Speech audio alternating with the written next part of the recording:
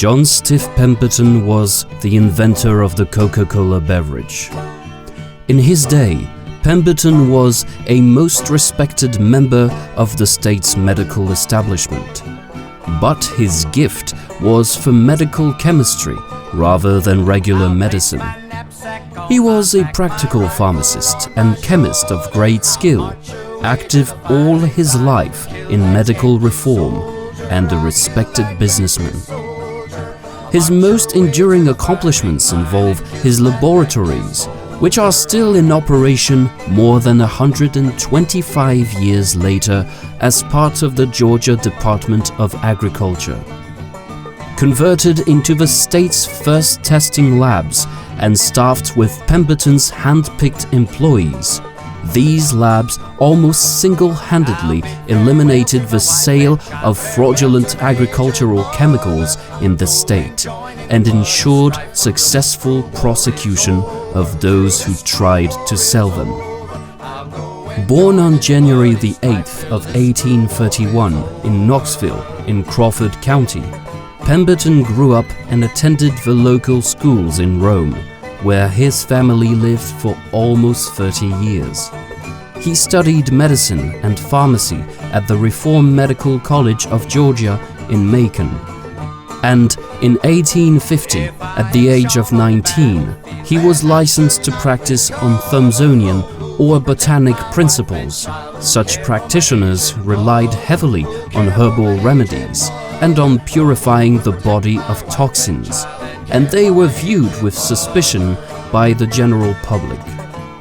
He practiced medicine and surgery first in Rome and in St. Viance, and then in Columbus, where in 1855 he established a wholesale retail drug business specializing in materia medica, substances used in the composition of medical remedies.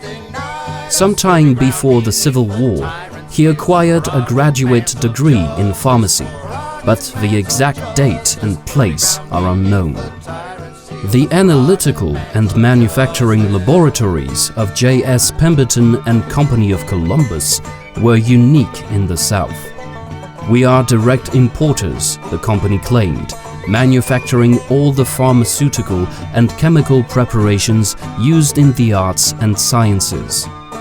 Established in 1860 and outfitted with some $35,000 worth of the newest and most improved equipment, some of it designed and patented by the company, it was a magnificent establishment, an enthusiastic reporter from the Atlanta Constitution proclaimed in 1869 when the labs were moved to Atlanta.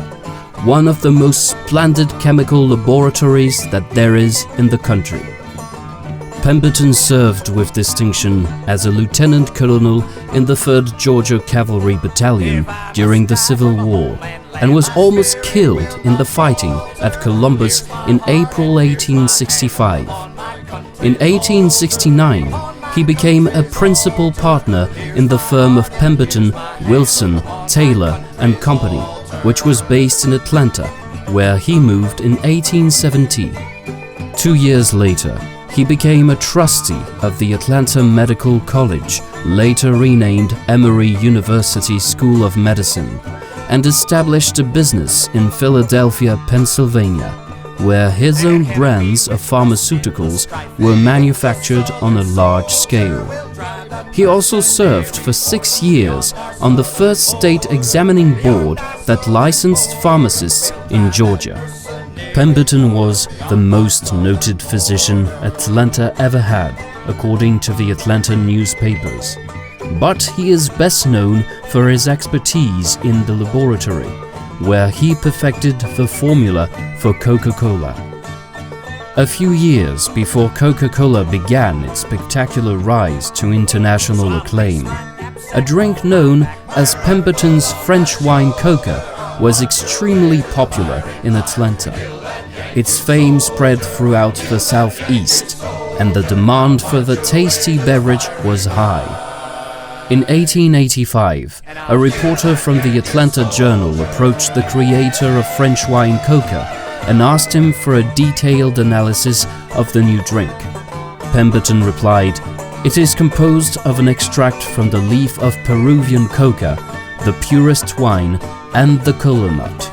It is the most excellent of all tonics, assisting digestion, imparting energy to the organs of respiration, and strengthening the muscular and nervous systems. He explained that South American Indians considered the coca plant a sacred herb and praised its beneficial effects on the mind and body. With the aid of the coca plant, the Indians had performed astonishing feats, he said, without fatigue. Pemberton then admitted that his coca and cola beverage was based on vin Mariani, a French formula perfected by Mariani and Company of Paris, which since 1863 had been the world's only standard preparation of erythroxylon coca. In 1886, the city of Atlanta introduced prohibition, which, among other things, forbade the sale of wine. Pemberton decided to make another version of his popular drink. He dropped the reference to wine in the name of the beverage, substituted sugar syrup for the wine, and coined the name Coca-Cola to identify his formula.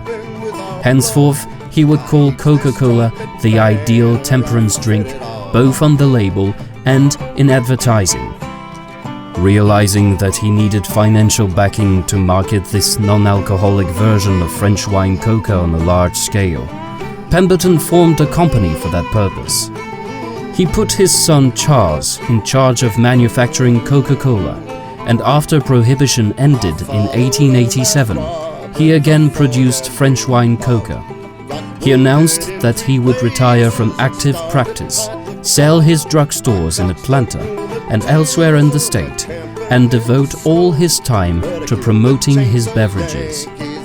Meanwhile, a group of businessmen responded to Pemberton's appeal to finance the new Coca-Cola company. He was to receive a royalty of 5 cents for each gallon of Coca-Cola sold. It was Pemberton's practice to organize a business as a co-partnership and then convert it into a corporation. In March 1888, after being in business for 8 months as a co-partner, he filed the petition for incorporation of the first Coca-Cola company in the Fulton County Superior Court. 5 months later, on August the 16th of 1888, he died at his home in Atlanta. On the day of Pemberton's funeral, Atlanta druggists closed their stores and attended the services en masse as a tribute of respect. On that day, not one drop of Coca-Cola was dispensed in the entire city. At sunup the following day, a special train carried his body to Columbus, where a large group of friends, relatives, and admirers laid him to rest. The Atlanta newspapers called him the oldest druggist of Atlanta and one of her best-known citizens.